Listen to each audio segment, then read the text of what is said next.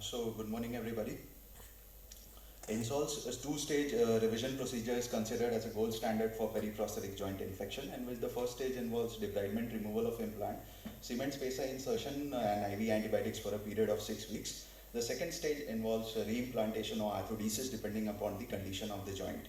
So the first step in our innovative technique of articulating cement spacer preparation involves thorough debridement, removal of the poly explant of the tibial and femoral component, and thorough debridement, clearing of the undersurface of the quadriceps tendon, the patellar tendon, clearing of the medial and lateral gutters and the posterior aspect of the knee.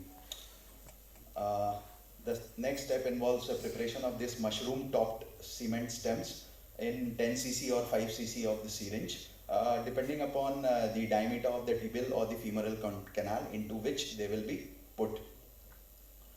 The third step involves a femoral side spacer preparation. So Vitron Genta cement is used with approximately 3 gram of vancomycin and is shaped into the shape of a residual femoral condyle using C retractors, making sure that the posterior flange does not abut on the posterior capsule and the anterior flange is of sufficient length to prevent dislocation.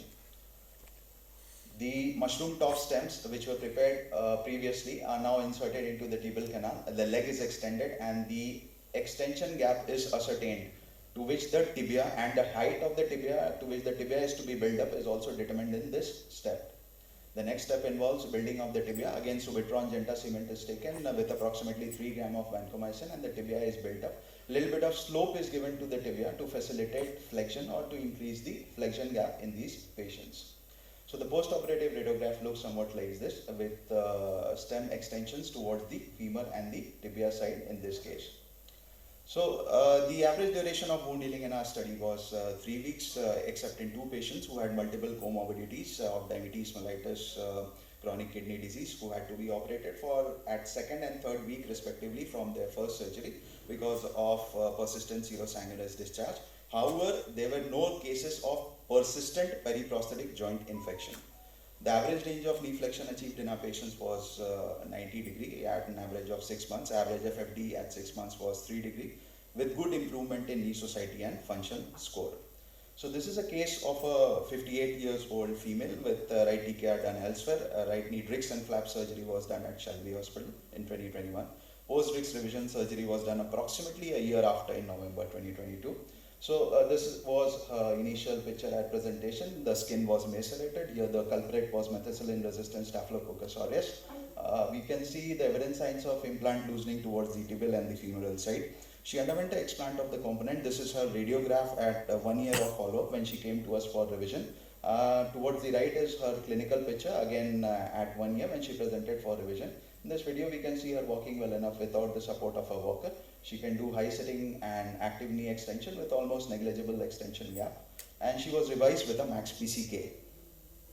So this is again a 62 years old female with right TKR done elsewhere in April 2021. Drix surgery was done in February 2022 at Shelby. Post-Drix revision TKR was done in March 2023. Again, radiological signs of tibia and varus collapse with evident signs of implant loosening towards the femur and the tibia side. This is her immediate post-operative radiograph after Drix surgery.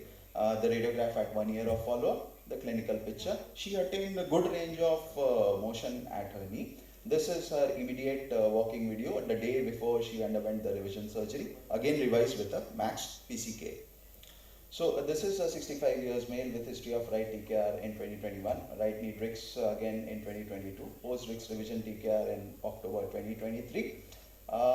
The clinical picture on presentation, again tibia and femur showing evident signs of implant loosening.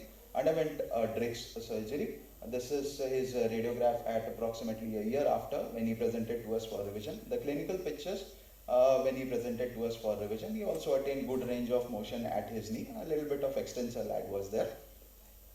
So this is his walking video the day before he underwent revision, again revised with a max PCK and a routine insert.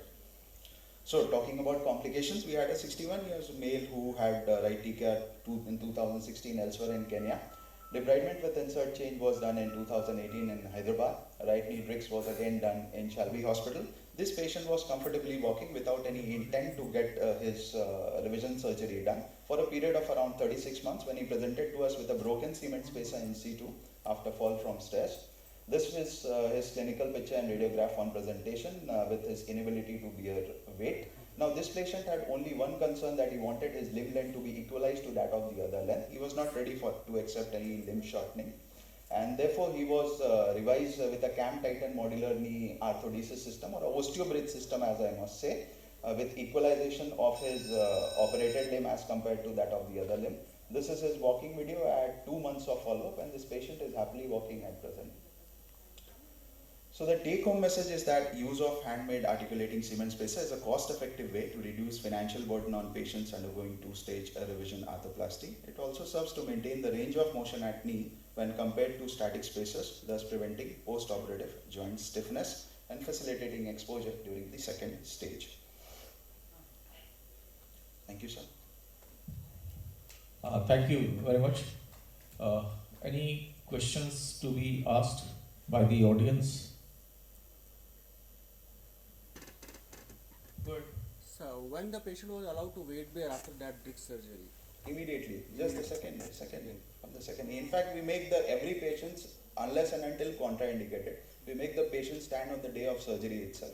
The patient just takes 2 or 3 steps on the day of surgery. That's in the evening when the patient regains from his anesthesia or her anesthesia. And the second day he can do full weight bearing. The only thing which he or she is not allowed is to bend his knee, because what happens is that the stability in these cases of bricks is attained with fibrosis. So we wait for a period of around 3 to 4 weeks before the patient can start actively bending his or her knee. But still, gentle knee bending exercises on bed are allowed. Thank you. Okay, thank you very much. Thank you, sir. May I request Dr. Rajat now for his talk on PCL emulsion and posterolateral corner.